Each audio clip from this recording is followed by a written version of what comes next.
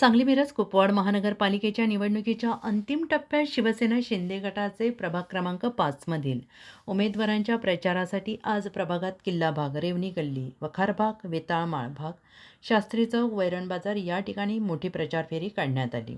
या रॅलीमध्ये मोठ्या प्रमाणात स्त्री, पुरुष आणि नागरिकांनी सहभाग घेतला होता.